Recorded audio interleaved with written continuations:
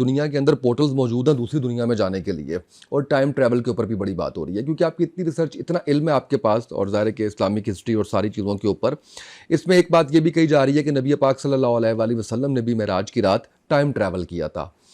आप इस बारे में जो आपका इल्म है वो क्या कहता है? पहली बात यह है कि आइंस्टाइन जो है ना जी। उसने आके पूरी दुनिया जो है तब्दील कर दी है साइंस की, और उसने हकीकतों को बहुत वादे किया है चीज़ों को। उससे पहले कि साइंस की दुनिया बड़ी छोटी महदूद थी। साइंस का मामला पता है क्या है सर? कि साइंस 200 साल तक एक चीज़ को सच कह के पढ़ाती है, और 200 साल बाद कहते हैं हम तो झूठ बोल रहे थे। झूठ बोल रहे थे। मतलब साइंस ने 200 साल तक पढ़ाया कि ज़मीन और आसमान के दरमियान एक ईथर, एक सब्सटेंस है। उससे उन्होंने लाइट की स्पीड साबित की, हीट की इंटेंसिटी साबित की, सब किया। अचानक आइंस्टाइन कहता है कि ईथर तो एग्जिस्ट नहीं करता। तो वो कहता है तुम सच के नाम पे क्यों पढ़ा? इसीलिए अब रिलेटिव ट्रूथ आ गया, पर ना साइंटिफिक ट्रूथ होता था उसको। तो उसकी जो थ्योरी है, उस थ्योरी की दो बहुत अहम तरीन चीज़ें थीं जिसके ऊपर से आज अगर सर सैयद ज़िंदा होता तो फरिश्तों को भी मान लेता, मेराज को भी मान लेता। उस वक्त नहीं मानता क्योंकि साइंस एक थी कि जो अगर 1,24,000 मील पर सेकंड के रफ्तार से किसी बॉडी को ट्रेवल कराया जाए तो वो टाइम एंड स्पेस से बाहर हो जाती है, तो उसमें टाइम एंड स्पेस का असर नहीं होता। एक तो ये चीज़ थी बड़ी इंपॉर्टेंट। दूसरी चीज़ जो थी उसकी ये थी क्वांटम थ्योरी। क्वांटम थ्योरी जो है वो इतनी कमाल है कि उसने एक कुरान की आयत है यौमनून बिल गैब, गैब पर ईमान लाओ। तो अल्लाह ने ये नहीं बताया गैब अल्लाह है, गैब रसूल सल्लल्लाहु अलैहि वसल्लम है, गैब क्या है, गैब फरिश्ते हैं ना। अल्लाह ने पूरा गैब कर दिया। तो क्वांटम थ्योरी कहते हैं जो मेज़ आपके सामने रखी है, ये मेज़ जो है ये एटम से बनी है। बिल्कुल सही। और इस एटम का आगे जो है दो हिस्से हैं, वो हैं इलेक्ट्रॉन और प्रोटॉन। अच्छा, ये दोनों जो हैं ये इंसान की पूरी तगोदो के बावजूद इसको इंसान नहीं देख सकता, या इसकी मूवमेंट से अंदाज़ा करता है या इसकी हीट से अंदाज़ा करता है कोई चीज़ है। इसका मतलब पूरी की पूरी मेज़ गायब है। बिल्कुल सही। आप इसके एक्सेप्शन को तो आप नहीं देख सकते, तो इस पूरी कायनात गायब है। इसी तरह जो जेनियम का प्रोजेक्ट है ये वो। तो एक बात तो ये है कि यकीनन पोर्टल्स होंगे, यकीनन, लेकिन कुरान बड़ा वाज़ेह। कुरान कहता है या माशरल जिन्न वल इंस इन इस्तताअतुम मन तनफुज़ू मिन अक़तारिस समावाति वल अर्ज़ फनफुज़ू ला तनफुज़ून इल्ला बिसुल्तान।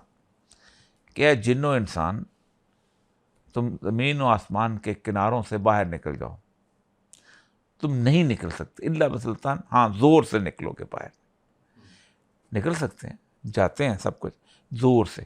लेकिन मसला सारा पता क्या है कि इंसान जितना भी आगे जाता है, खा पोर्टल में ट्रेवल करता है, खा टाइम में ट्रेवल करता है किसी जगह, उसको अपनी मज़ीद बेबसी का एहसास होता है, मज़ीद कमाईगी का एहसास होता है।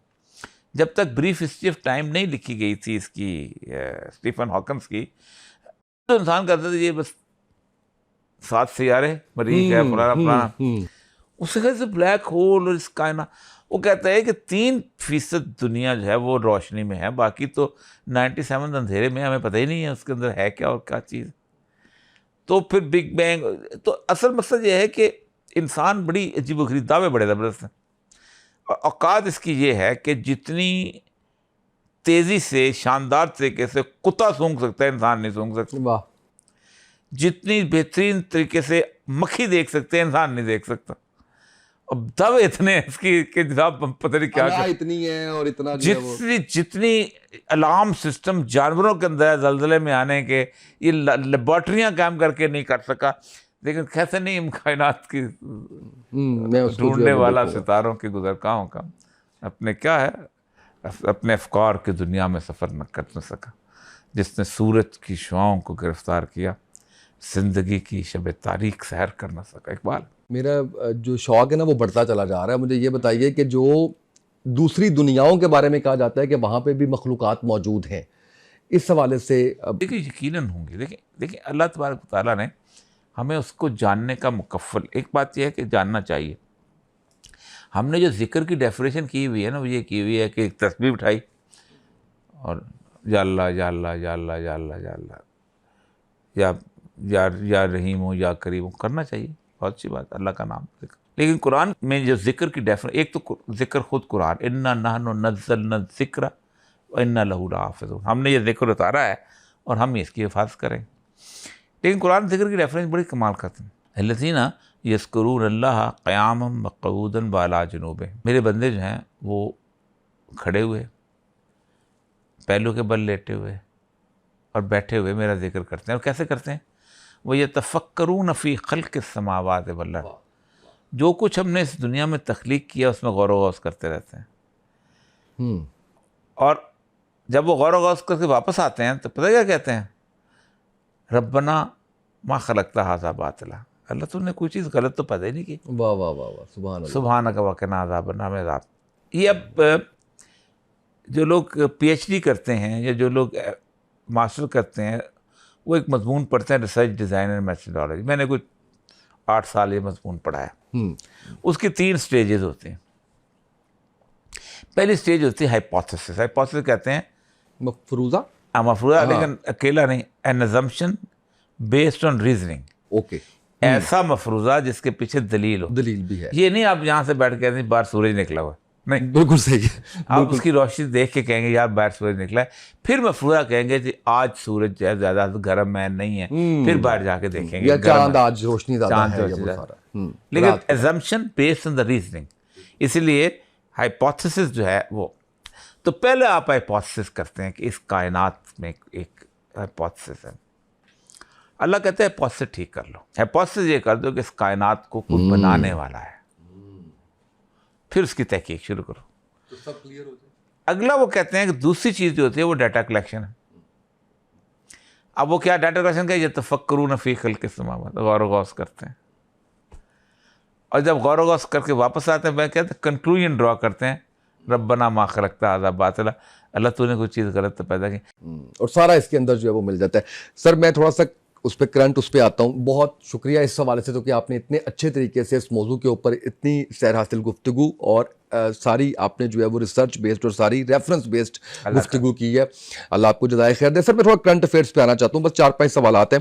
मैं उस पर सबसे पहले ये जानना चाह रहा हूँ कि एक इस वक्त लाजवाल इश्क के नाम से एक टीवी शो आपकी शायद नज़र से गुजरा हो या आपने सुना हो उसके बारे में। अच्छा, वो एक ऐसा शो है जिसके अंदर यंग इनको एडल्ट्स को, लड़के लड़कियों को एक घर में रहना पड़ता है और वहाँ पे वो डेटिंग और वो सारा कुछ चल रहा होता है। उसके सर राइटर का नहीं पता, उसके सर डायरेक्टर का नहीं पता, उसके टीवी चैनल का नहीं पता, और यूट्यूब पे वो रेटिंग की जो है वो सुइयाँ तोड़ता चला जा रहा है। क्या समझते हैं आप कि हम किस तरफ जा रहे हैं? ये कहाँ से चीज़ें ले रहे हैं? और उनके ऊपर मजहबी तबका उस पर तनकीद भी कर रहा है, उसके ऊपर आवाज़ भी उठाई जा रही है, लेकिन वो अपनी उसकी दूसरी एपिसोड और वो सारा मामला जो है वो चलता चला जा रहा है। देखिए मैंने कुछ 17 साल ड्रामा लिखा पाकिस्तान टेलीविज़न के लिए। 1990 में पहला प्ले आया था मेरा, और 2017 में मैंने तकरीबन 2007 में मैंने आखिरी प्ले, 17 साल हो गए। और मैंने छोड़ा भी इसी वजह से था कि हालात ऐसे हो गए थे कि अब कम से कम मेरे लिए मुश्किल नहीं हो गया था ड्रामा लिखना, और उनकी डिमांड्स और तरह की थी, चीज़ें और तरह की थी, कहानी ख़त्म हो गई थी। लेकिन एक बात कहूँ आपको, हम उसका काउंटर करने का की जो है ना, हम उसकी मेहनत भी नहीं करते। 25 साल लगाए उन्होंने, ये सारे इस तरह के भतीजे का खाला के साथ इश्क हो रहा है तो इनफाइडेलिटी हो रही, एक करते को लाया था, उड़ा के परे मारा था ऐसे और उसने बता दिया था कि लोग क्या देखना चाहते हैं। ये बेसिकली